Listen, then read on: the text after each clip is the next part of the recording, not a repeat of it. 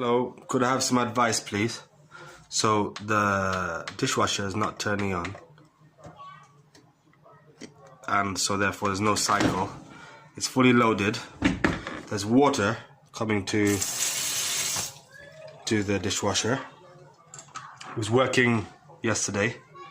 The plug is working, as you can see. There's power coming to the... See, it's going red. So there's power going to the...